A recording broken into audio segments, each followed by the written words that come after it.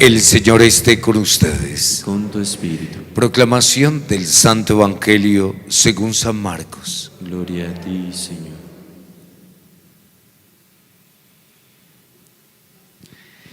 En aquel tiempo le acercaban a Jesús niños para que los tocara, pero los discípulos los regañaban. Al ver Jesús se enfadó y les dijo: dejen que los niños se acerquen a mí, no se lo impidan, pues de los que son como ellos es el reino de los cielos. En verdad les digo que quien no reciba el reino de Dios como un niño, no entrará en él. Y tomándolos en brazos los bendecía, imponiéndole las manos.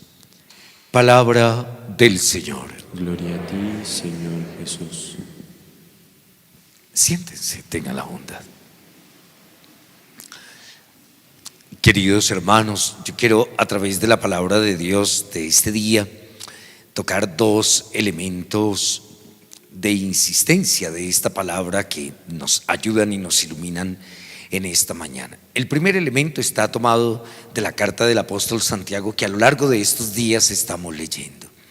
Y este texto, hermanos, es un texto muy hermoso porque es el que nos invita de una manera particular, sobre todo en lo que significa el sacramento de la unción de los enfermos.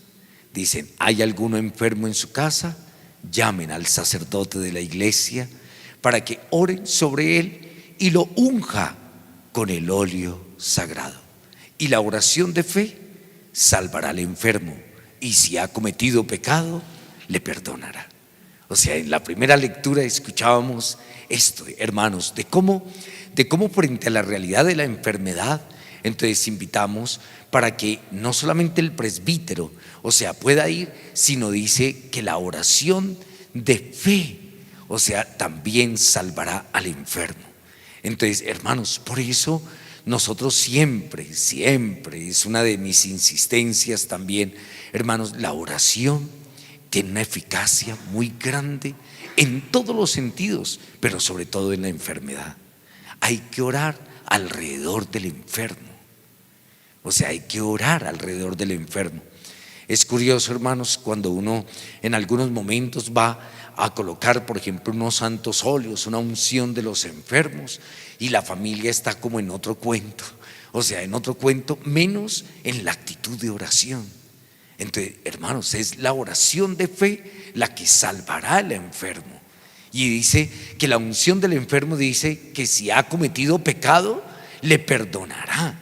Si ha cometido pecado, le perdonará, porque la unción de los enfermos trae el perdón de los pecados. Hermanos, cuando nosotros tenemos la celebración del 14 del Señor de los Milagros, en esa Eucaristía de las 4 de la tarde, que es tan solemne para nosotros, en particular para los enfermos, yo siempre les hago esa observación. O sea que no es el aceite del Señor de los Milagros.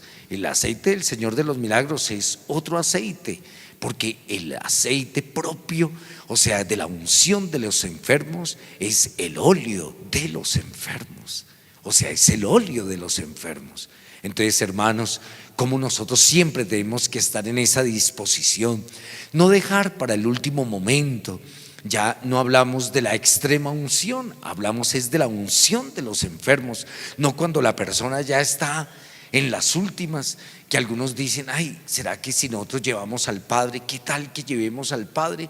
Y entonces mi mamá o mi papá, el que está enfermo, entonces va a pensar que se va a morir. Siempre pensamos eso. O sea, no pensamos en la salvación de las personas, no pensamos en la salvación del alma de las personas. Entonces decimos no, porque después va a pensar y se va a morir, o creemos que eso es lo que significa. No, por eso no es extrema unción, es la unción de los enfermos. Y por eso, hermanos, esa unción trae el perdón de los pecados. ¿Hay alguien enfermo? Llamen al sacerdote de la iglesia, que oren sobre él. La unción, la oración de la familia, de los que están alrededor, restablecerá la enfermedad y restablecerá al enfermo y lo curará. Y si ha cometido pecado, le perdonará. Dice para nosotros la primera lectura. Y el segundo elemento, hermanos, que encontramos en el Evangelio de Marcos, es que si nosotros no somos como niños y no recibimos el reino como niños, no entraremos en el reino de los cielos. Hermanos, ¿a qué se refiere? O sea, se refiere no solamente a la inocencia de los niños, no solamente a la pureza de su corazón, no solamente a la espontaneidad de los niños, sino a la disponibilidad y la apertura que los niños tienen. Hermanos, ustedes vean, por ejemplo, los niños frente a esa misma alegría de papá, de mamá. Normalmente pues también cuando abren los brazos los papás o las mamás frente a su hijo, pues el niño no va así con las manos unidas, sino que va con sus brazos también abiertos. Hermanos, esa es la disponibilidad que tiene que caracterizarnos a nosotros para poder recibir el reino. O sea, que nosotros lo podamos abrir nuestro corazón, abrir todo nuestro ser, para que el reino de Dios también venga a nosotros y opere en nuestra vida. Y ese reino es el reino de la justicia, ese reino de Dios es el reino de la paz, que nosotros de una manera también especial en estos días estamos pidiéndole al Señor. O sea, estamos pidiéndole, suplicándole especialmente por ese reino de la paz y de la justicia que necesitamos. Que no a aquellos que tienen mayor poder, que son capaces de destruir a otros, que son capaces de invadir, de tomar posesión de los otros, sino realmente quien entiende el valor de lo que significa el otro, para poder responder, para poder ser más responsable, para poder cuidar a los demás y no destruir a los demás, como lo que estamos experimentando en estos días, en esta guerra entre Rusia y Ucrania, hermanos. O sea, como ese deseo de guerra, ese deseo de matar. Decía yo esta mañana en el rosario, o sea, que tienen que salir las personas saliendo de su casa, de su estabilidad en medio de la situación, saliendo con sus hijos, saliendo los adultos mayores, caminando, de todo eso. Dios mío. O sea, y algunos, o sea, es lo único que trae como consecuencia de todo esto es más pobreza, más destrucción, más deshumanización, hermanos, porque eso es lo que trae. O sea, a los poderosos les importa 5, los que tienen les importa 5. En cambio, los demás, los que son los ciudadanos de a pie, es decir, el pueblo, la gente, es la que experimenta toda la destrucción, todo el mal. Hermanos, qué duro, o sea, qué difícil, Y esto no solamente está sucediendo en esta guerra, sino también sucede en nuestro país con tanta situación. Hemos visto todo este tiempo, toda esta arremetida de el ELN. Qué triste, Dios mío bendito.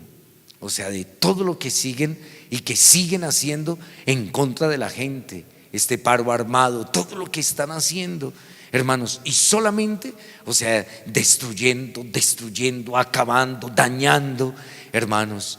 Definitivamente ese pensamiento de ese gran filósofo también, que se llama Thomas Hobbes, que decía: el hombre es un lobo para el hombre. Hermanos, muy cierto. O sea, cómo nosotros, o sea, seguimos siendo esos lobos que seguimos destruyendo y mirando cómo acabamos y cómo dañamos a los otros seres humanos. O sea, parece que se nos olvidó que hacemos parte de una humanidad y que todos tenemos una dignidad y que esa dignidad tiene que ser respetada en todos los sentidos. Pidámosle hoy al Señor de todo corazón, pidámosle a Él, supliquémosle al Señor, abandonémonos en Él y supliquémosle el don de la paz, que su reino venga a nosotros, pero que nosotros también abramos nuestros brazos y nuestro corazón para recibir el reino de justicia y de paz, y seamos constructores de esta paz del reino de Dios. Así sea.